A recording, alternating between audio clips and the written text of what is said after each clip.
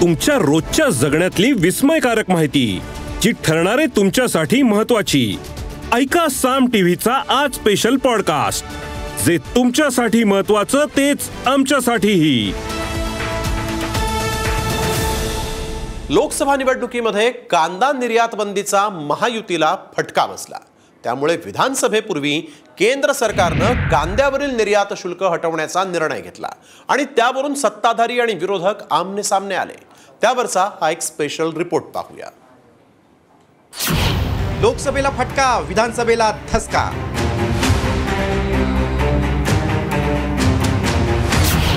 कांदा निर्यात बंदीवर अखेर सरकारची माघार। निर्यात शुल्क हटवल्याचा महायुतीला फायदा होणार?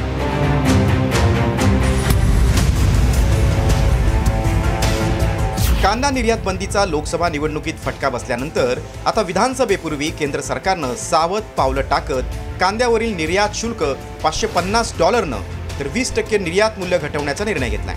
त्यामुळे कांदा उत्पादक शेतकऱ्यांना दिलासा मिळणार असल्याचा दावा उपमुख्यमंत्री देवेंद्र फडणवीसांनी केलाय।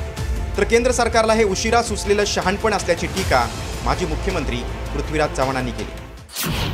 कांद्याच्या प्रश्नावर केंद्र सरकारने मिनिमम एक्सपोर्ट प्राइस पूर्णपणे संपवून टाकलेली आहे आणि या ठिकाणी जी काही त्याच्यावर एक्सपोर्ट ड्यूटी होती ती 40% 20% आणलेली आहे।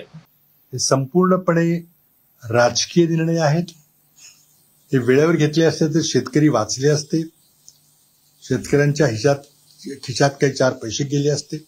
ऊसावर निर्यात बंदी, मोलासेसवर निर्यात बंदी, गव्हावर निर्यात बंदी, तांदळावर निर्यात बंदी, कांद्यावर निर्यात बंदी, कसलं सरकार आहे?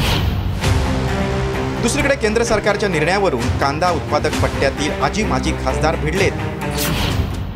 कांदा प्रश्नावर सातत्याने आम्ही सर्वच पाठपुरावा करत होतो आणि आज कांदा प्रश्नावर एक चांगला निर्णय झाला की जी MEP होती, मिनिमम एक्सपोर्ट प्राइस, ज्याला काही अटी शर्ती होत्या तर त्या आज पूर्णपणे फ्री केलेल्या आहेत। मुळातच कांद्यावरती निर्यात बंदी केली, ती उठवली आणि निर्यात शुल्क 40% लागू केलं होतं आणि किमान निर्यात मूल्य हे $550 प्रति टन केलं होतं आणि त्यामुळे ज्यावेळेस शेतकऱ्यांकडे माल होता त्यावेळेस शेतकऱ्यांना जास्तीचे पैसे मिळण्याची आशा असताना त्यावेळेस या गोष्टी केल्या नाही।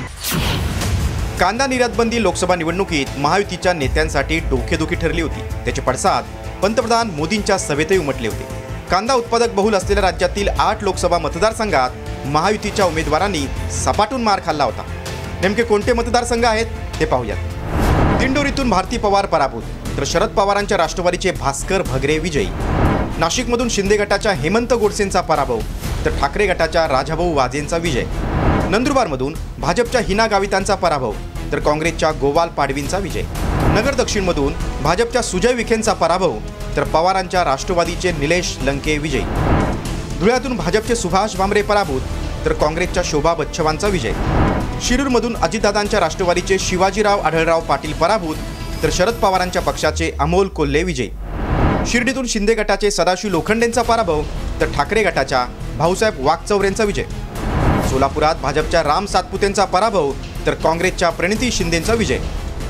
लोकसभेला कांद्यासोबतच तांदूळ आणि सोयाबीनच्या धोरणांमुळे महायुतीला दणका बसला होता। त्यामुळे मराठवाडा विदर्भातील शेतकऱ्यांना दिलासा देण्यासाठी खाद्यतेलावर आयात शुल्क वाढवलं असून तांदळावरील निर्यात शुल्क हटवण्याचा निर्णय घेतलाय।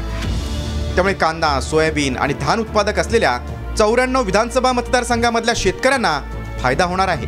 मात्र याचा महायुतीला विधानसभेत किती फायदा होणार हे पाहणं महत्त्वाचं आहे। ब्युरो रिपोर्ट, साम टीव्ही न्यूज।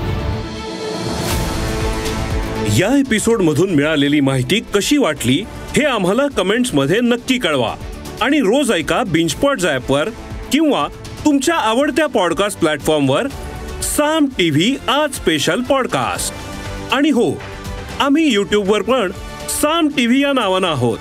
तिथे आम्हाला नक्की लाईक आणि सबस्क्राईब करा।